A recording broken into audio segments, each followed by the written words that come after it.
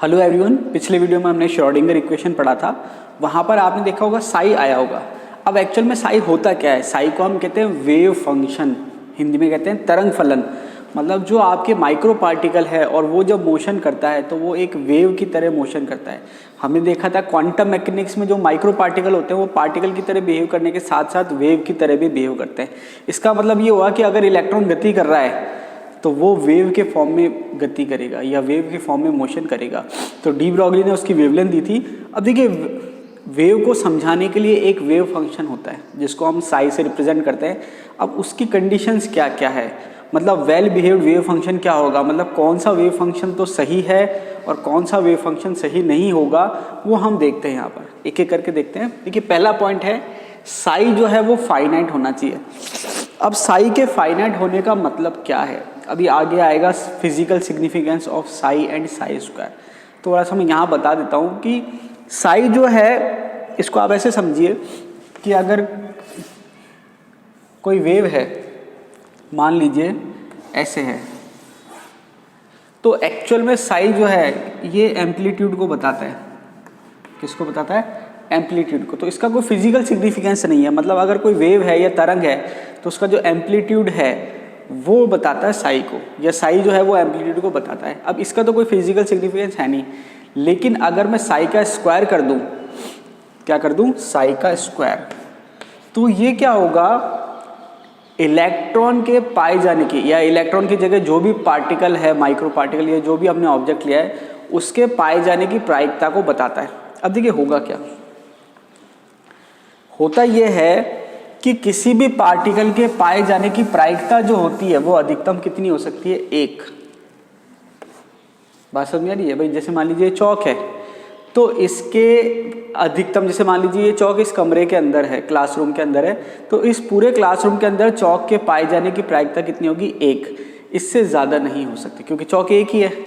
वैसे ही यहाँ पर साई की जो वैल्यू है वो फाइनाइट होनी चाहिए। अब इसका मतलब क्या है, मैं आपको मतलब समझा देता हूँ कि अगर मान लीजिए किसी एक जगह पर, जैसे मान लीजिए पार्टिकल है, साई की वैल्यू इनफाइनाइट हो गई।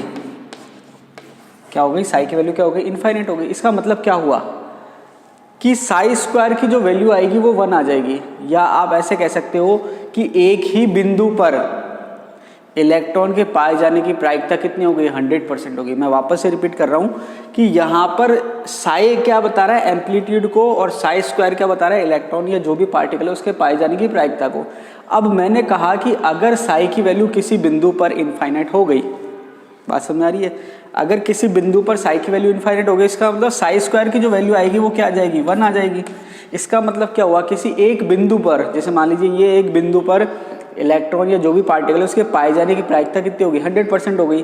तो इसका मतलब क्या हुआ कि वो पार्टिकल वहीं फिक्स हो गया, वो कहीं पर और उसके पाए जाने की प्रायिकता क्या हो जाएगी? 0। अगर एक जगह पर प्रायिकता पाए जाने की 100% हो गई तो बाकी जगह पर पाए जाने की प्रायिकता क्या हो जाएगी? 0 हो जाएगी। इसका क्या मतलब हुआ?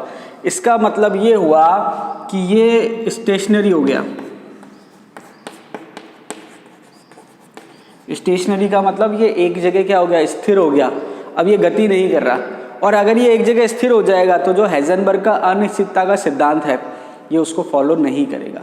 तो ये वेल बिहेव्ड वेव फंक्शन की कंडीशन नहीं है। इसका मतलब क्या हुआ कि वेल बिहेव्ड वेव फंक्शन क्या होना चाहिए? फाइनाइट होना चाहिए। क्या होना चाहिए? फाइनाइट। अगर वो इनफाइनाइट हो गया तो जिस बिंदु पर इनफाइनाइट हो गया उस पर पाई जाने की प्रायिकता क्या हो जाएगी? 100% हो जाएगी, मतलब 1 हो जाएगी। इसका मतलब वो क्या हो जाएगा? स्थिर हो जाएगा। और स्थिर हो जाएगा तो वो हाइजेनबर्ग के अनिश्चितता के सिद्धांत को फॉलो नहीं करेगा। अब देखिए, कई बार क्या होता है, एग्जाम में पूछा जाता है कि कौन सा वेव फंक्शन फाइनाइट है, कौन सा नहीं है। तो अगर मैं ग्राफ के फॉर्म में बताऊं तो ऐसा कोई है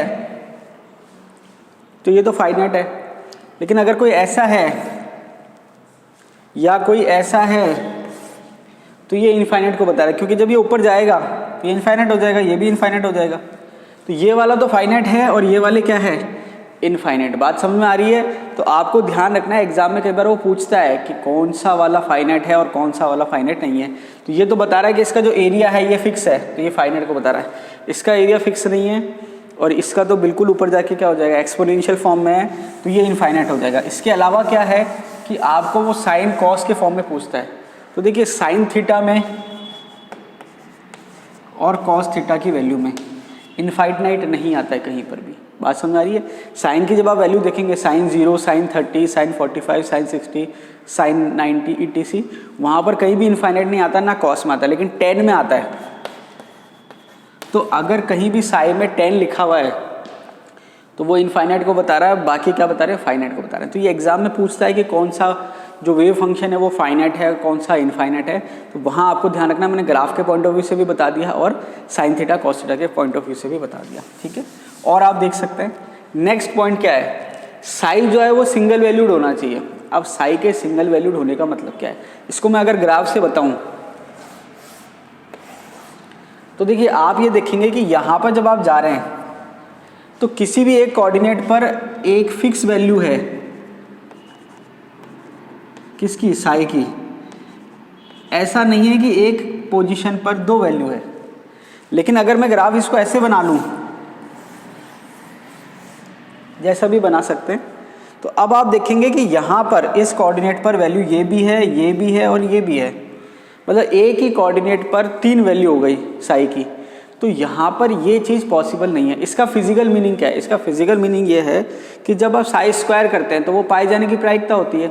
अब यहाँ पर इसको आप ऐसे समझिए कि ये कोई पार्टिकल है, किसी क्षण पर, बात समझ आ रही? किसी क्षण पर इसके पाए जाने की प्रायिकता जो है, या ऐसे समझ लीजिए कि ये पार्टिकल गति कर रहा है, तो किसी पर्टिकुलर क्षण पर ये एक ही जगह हो सकता है। जैसे मान लीजिए मैं ही हूँ, इस सेकंड में यहाँ खड़ा हूँ और अगले सेकंड में यहाँ आ गया, उसके अगले सेकंड में यहाँ आ गया। तो इसका क्या मतलब है? अलग अलग समय पर मैं अलग अलग जगह तो हो सकता हूँ, लेकिन एक ही समय पर, एक ही क्षण पर मैं एक से ज़्यादा जगह पर नहीं हो सकता।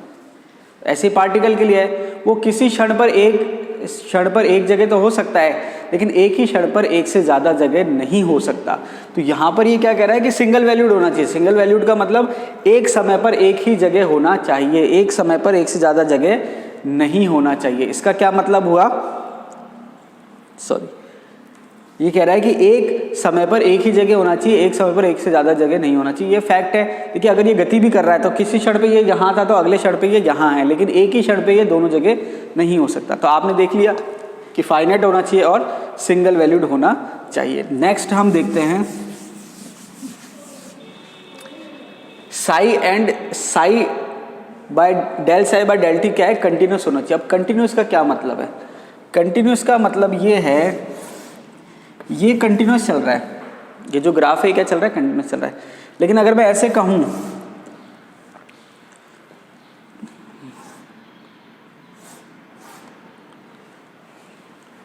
अब देखिए इसका क्या मतलब है? मतलब क्या है कि ये, इसको आप अगर ग्राफ की जगह वैसे समझना चाहें तो ये जैसे मान लीजिए ये पार्टिकल गति कर रहा है, तो ये गति करेगा तो यहाँ से यहाँ पर जाने में इसको रास्ता तय करना पड़ेगा। बात समझिए, ऐसा नहीं है कि ये यहाँ से गायब हुआ और ये यहाँ पहुँच गया। मैं जो कहना चाह रहा हूँ आप समझ रहे हैं कि अगर मुझे यहाँ से वहाँ जाना है तो मैं ऐसे ही जाऊँगा। ऐसा नहीं है कि मैं वहाँ से सीधा यहाँ आ गया या यहाँ से सीधा वहाँ चला गया। तो इसका मतलब क्या है कि अगर पार्टिकल गति कर रहा है तो वो एक जगह से दूसरी जगह उस पाथ को ट्रैवल करके ही जाएगा, तो उसकी जो वैल्यू होगी वो धीरे धीरे चेंज होगी। अब जैसे मान लीजिए ये वैल्यू क्या है, धीरे धीरे बढ़ भी सकती है और धीरे धीरे घट भी सकती है। ऐसा नहीं है कि एकदम से तो बढ़ गई फिर एकदम से कम हो गई, ऐसा नहीं होना चाहिए। तो जो ग्राफ होना चाहिए वो क्या होना चाहिए? कंटिन्यूस होना चाहिए। या हम कह सकते हैं कि जो वैल्यू है वो कंटिन्यूस होनी चाहिए। कंटिन्यूस का मतलब ये कि अगर वो गति कर रहा है तो वो पोजीशन जो पाथ है उसको ट्रैवल करके ही जा रहा है। ऐसा नहीं है कि एक सेकंड पे वो यहाँ है और एक सेकंड में कहीं और पहुँच जाए या डायरेक्ट पहुँच जाए, ऐसा पॉसिबल नहीं है। तो अब यहाँ पर आपको ध्यान होना चाहिए कि psi and del psi by del T क्या होना चाहिए? कंटिन्यूस। अब देखिए कई बार क्या होता है एग्जाम में वो ग्राफ देता है ऐसे, वो कहता है कि ये कंटिन्यूस है या नहीं है। तो हम कई बार क्या सोचते हैं कि इंक खत्म हो गई होगी इसलिए यहाँ पर गैप आ गया।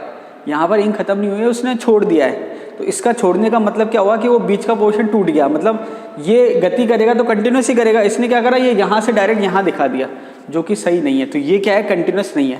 तो कई बार क्या करता है वो ग्राफ के फॉर्म में पूछता है कि कौन सा जो वेव फंक्शन है वो वेल बिहेव्ड वेव फंक्शन है। तो किसी में वो फाइनाइट की कंडीशन देगा, किसी में सिंगल वैल्यूड की कंडीशन देगा, किसी में कंटिन्यूस वाली देगा। ये ग्राफ जो है सही नहीं है क्योंकि ये कंटिन्यूस नहीं है, ये बीच में टूट रहा है। बात समझ में आ गई? इसके बाद साई जो है नॉर्मलाइज्ड होना चाहिए। अब देखिए नॉर्मलाइज्ड का मतलब क्या होता है? नॉर्मलाइज्ड का मतलब ये है कि मैंने मान लीजिए ये क्या कहा कि ये कमरा है, क्या कहा, कमरा है, और ये पार्टिकल है। तो अब ये पार्टिकल इस कमरे में है, मतलब इसके लिए तो यही अनंत है, इस पार्टिकल के लिए ये पूरा कमरा ही क्या है, अनंत है। तो ये जो पार्टिकल है इस पूरे कमरे में इसकी पाए जाने की प्रायिकता कितनी होगी, 100%, क्योंकि हमें पता है कि ये इस कमरे से बाहर नहीं है। समझ में आ रही बात? या मैं कमरा ही छोड़ो, मैंने क्या कहा, इनफाइनाइट ले लिया, पूरा वर्ल्ड ले लिया, कुछ भी ले लिया, तो मैंने क्या कहा, इस पार्टिकल की पूरे वर्ल्ड में पाए जाने की प्रायिकता कितनी है, 100%, या 1 है। तो वहाँ पर नॉर्मलाइजेशन की कंडीशन फॉलो होती है। तो नॉर्मलाइजेशन की कंडीशन क्या है, 0 से इनफाइनाइट, हमने इनफाइनाइट की कंडीशन ले ली, psi star d tau equals to 1। इसका मतलब इसके ओवरऑल पाई जाने की प्रायिकता 0 से लेकर इनफाइनाइट कितनी है, 1। इसको हम कहते हैं नॉर्मलाइजेशन कंडीशन। अगर ये नॉर्मलाइजेशन कंडीशन नहीं होती, ऑर्थोगोनल कंडीशन होती, तो ये 0 आ जाता। अब देखिए साई और साई स्टार का मतलब क्या है, इसको साई स्टार को हम कहते हैं कॉम्प्लेक्स कॉन्जुगेट। क्या कहते हैं, कॉम्प्लेक्स कॉन्जुगेट। अब कॉम्प्लेक्स कॉन्जुगेट में क्या होता है, आयोटा आ जाता है। अगर वेव फंक्शन कॉम्प्लेक्स है तो उसका कॉम्प्लेक्स कॉन्जुगेट लेते हैं। कॉम्प्लेक्स का मतलब उसमें आयोटा आ रहा है। अब आयोटा का मतलब क्या होता है, ये इमेजिनरी वैल्यू होती है, इसकी वैल्यू होती है √-1। तो अगर वेव फंक्शन जो है कॉम्प्लेक्स है, मतलब उसमें कहीं ना कहीं आयोटा आ रहा है, तो साई स्टार क्या होता है, कॉम्प्लेक्स कॉन्जुगेट। और अगर वेव फंक्शन कॉम्प्लेक्स ना होकर सिंपल है, तो हम साई और साई स्टार की जगह केवल साई स्क्वायर भी लिख सकते हैं। ठीक है, बात समझ आ रही है? इसके अलावा डी टॉ एक्चुअल में क्या है, कुछ नहीं है, dx dy और dz वॉल्यूम एलिमेंट है छोटा सा, मतलब छोटा सा, इसने x ले लिया, x coordinate, y coordinate, z coordinate, तो जो छोटा सा वॉल्यूम एलिमेंट है उसको इसने डी टॉ कह रखा है। तो ये हो गया psi star d tau equals to 1। तो यहाँ पर ये इसकी नॉर्मलाइजेशन की कंडीशन है, मतलब पूरे अगर आप सिस्टम लोगे तो वहाँ पर उसके पाए जाने की प्रायिकता कितनी होगी, 1। नेक्स्ट है bound system at infinite psi equals to 0। अब देखिए यहाँ पर क्या है, 2 कंडीशन है, एक तो ओपन सिस्टम है, एक बाउंड सिस्टम है। अब देखिए ओपन सिस्टम और बाउंड सिस्टम में क्या डिफरेंस है। ओपन सिस्टम मान लीजिए कि ये पार्टिकल ये फ्री है, कहीं भी जा सकता है, तो ये ओपन सिस्टम हो गया। अब आप एक पढ़ोगे आगे 1 डायमेंशनल बॉक्स, तो 1 डायमेंशनल बॉक्स में हम क्या करते हैं, बॉक्स बना देते हैं, तो जो पार्टिकल होता है वो इस बॉक्स के अंदर हो जाता है, मतलब वो इस बॉक्स के अंदर तो मूवमेंट कर सकता है लेकिन इसके बाहर नहीं जा सकता। तो इसका मतलब क्या हुआ कि बाहर इसके पाए जाने की प्रायिकता क्या हो जाएगी, 0 हो जाएगी। ठीक है, बाहर साई की वैल्यू क्या हो जाएगी, 0, क्योंकि साई की वैल्यू 0 होगी तो पाई जाने की प्रायिकता जो है साई स्क्वायर वो क्या हो जाएगी, 0। तो ये कह रहा है कि बाउंड सिस्टम के लिए इनफाइनाइट पर साई की वैल्यू क्या होगी, 0। क्यों, क्योंकि वो अंदर फिक्स है, बाहर जाने के लिए उसको अलाउड नहीं है। तो ओपन सिस्टम के लिए अलग कंडीशन है, बाउंड सिस्टम के लिए अलग कंडीशन है। ओपन सिस्टम का एग्जांपल आप हाइड्रोजन एटम कह सकते हैं, बाउंड सिस्टम का एग्जांपल आप 1 डायमेंशनल बॉक्स कह सकते हैं। देखिए ये बात थी किसकी, वेल बिहेव्ड वेव फंक्शन की। इसके बाद अगर मैं कहूँ कि फिजिकल सिग्निफिकेंस ऑफ साई, देखिए इसी में मैं कंटिन्यू कर देता हूँ। तो फिजिकल सिग्निफिकेंस ऑफ साई की बात करें तो साई जो है वो एक तरह से वेव फंक्शन है,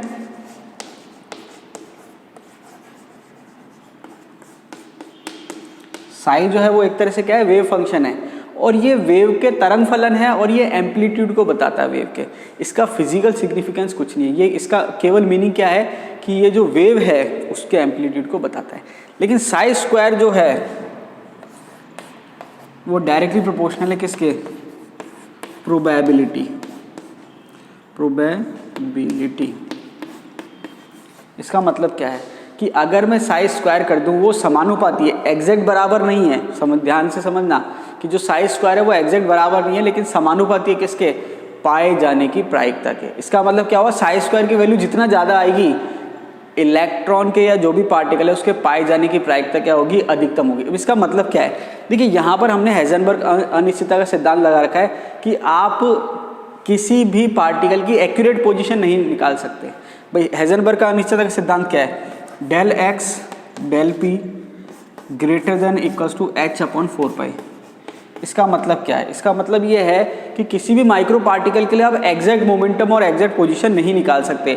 अगर आपने बिल्कुल 100% एक्यूरेट पोजीशन निकाल ली तो मोमेंटम इनफाइनाइट हो जाएगा, जो कि नॉर्मली पॉसिबल नहीं है। तो वहाँ पर आपको ध्यान क्या रखना है कि आप किसी भी पार्टिकल की एग्जैक्ट पोजीशन नहीं बता सकते। जैसे मैंने कहा कि ये पार्टिकल इस समय यहाँ है, ये एग्जैक्ट पोजीशन मैं नहीं बता सकता, तो हम क्या बताते हैं, प्रायिकता, कि भाई 100% तो नहीं कह सकते कि यहाँ है, लेकिन इसके पाए जाने की प्रायिकता जो है वो काफ़ी ज़्यादा है। तो समझ में आ रही है बात। यहाँ पर साई स्क्वायर जो है प्रोबेबिलिटी को बताता है, मतलब इलेक्ट्रॉन या जो भी पार्टिकल है उसके पाए जाने की प्रायिकता को बताता है। तो ये तो थी बात ओवरऑल किसकी, साई की, जो कि क्या है वेव फंक्शन। आज के लिए इतना ही, मिलते हैं अगले वीडियो में। धन्यवाद।